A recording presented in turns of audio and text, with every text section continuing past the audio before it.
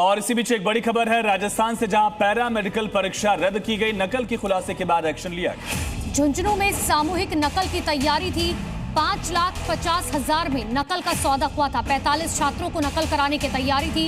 College संचालक समेत 3 लोग गिरफ्तार किए गए। हालांकि परीक्षा जब रद्द हो गई उसके बाद छात्रों ने हंगामा किस कदर किया, ये तस्वीरें आप देखिए। तोड़फोड़ की, जो फर्नीचर था उसको तोड़ा गया है, फोड़ा गया है, काफी नुकसान पहुंचाया गया, पेपर्स फाड़ कर फेंक दिए गए।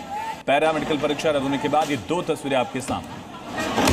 पैरा मेडिकल परीक्षा रद्द हुई। बताया जा रहा है 45 छात्रों को यहाँ पर नकल कराने की तैयारी थी, जिसके बाद एग्जाम को रद्द कर दिया गया। और उसके बाद बाकी छात्रों का गुस्सा किस तरीके से फूट पड़ा कि सालों की मेहनत के बाद भी एग्जाम नहीं हो पाया कुछ लोगों की वजह से। तकरीबन 5 लाख रुपए में पेपर लीक किया गया था। जी न्यूज पर एक्सक्लूसिव तस्वीरें आप देख रहे हैं। इसके बाद पेपर रद्द कर दिया गया। साथ ही एग्जाम सेंटर जो था उसके खिलाफ भी एक्शन लिया गया है और आरोपी संचालक को भी गिरफ्तार कर लिया गया है। लेकिन छात्र बहुत ज्यादा नाराज थे। 5.5 लाख में पेपर की डील की गई थी। लगभग 40 से ज्यादा छात्रों को पास कराने की साजिश रची गई थी, लेकिन पुलिस ने कार्रवाई की। और तस्वीरें आप देखिए किस तरह से वहां जमकर हंगामा मचाया गया। छात्रों की तरफ से तोड़फोड़ की गई, नुकसान पहुंचाया गया, खूब हंगामा किया गया।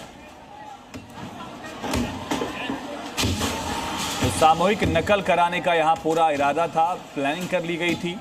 लेकिन जब पुलिस ने इस पूरे मामले का खुलासा किया, कॉलेज संचालक समेत 3 को गिरफ्तार किया, तो छात्र नाराज हुए।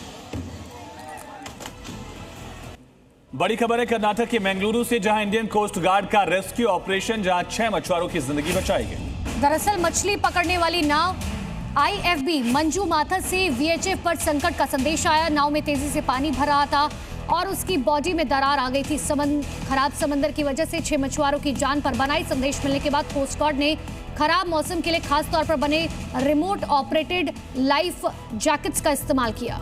तो लाइफ बोट का इस्तेमाल किया गया। इनकी मदद से सभी 6 मछुआरों को सुरक्षित जहाज पर चढ़ा लिया गया। ड्रोन ऑपरेटेड ये रेस्क्यू ऑपरेशन कैसे आगे बढ़ा, इसकी तस्वीरें आप देख रहे हैं। यहाँ कोस्ट गार्ड्स की टीम मौजूद है। ठीक सामने आप देखिए, जब मछुआरे डूब रहे थे, ड्रोन ऑपरेटेड जो लाइफ बोट है उसके इस्तेमाल से इनको रेस्क्यू किया गया।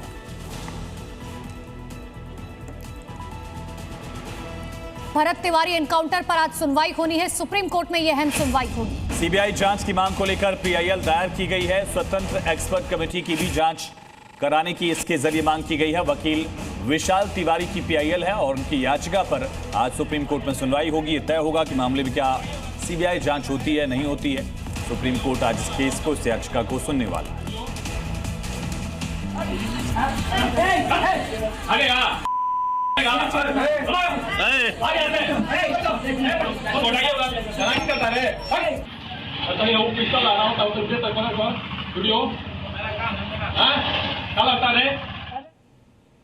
तो पोस्टमार्टम से पुलिस पर कई तरह के सवाल उठे हैं। पुलिस की जो थ्योरी थी कि भरत ने पुलिस पर गोली चलाई थी।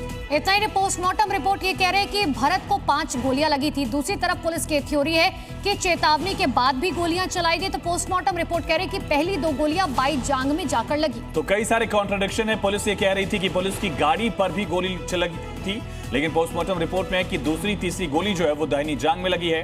पुलिस ये कह रही है कि आत्मरक्षा ने पुलिस ने एक कार्रवाई की गोली चलाई। पोस्टमार्टम रिपोर्ट में है कि चौथी गोली दाहिनी जांग में अंदर लगी है भरत तिवारी को, यानी कई गोलियां लगी हैं। इस तरह का दावा परिवार भी कर रहा था। इस तरह की रिपोर्ट पोस्टमार्टम रिपोर्ट में भी है। और वहीं आखिरी में पुलिस ने कहा कि देखिए 1 राउंड गोली हमने चलाई, जबकि पोस्टमार्टम रिपोर्ट कह रही है कि 5वीं गोली बाएं पैर में जाकर पीछे लगी। यानी कि पुलिस की थ्योरी कुछ और है, पोस्टमार्टम रिपोर्ट जब निकलकर सामने आई है तो वो कुछ और ही कह रखी है।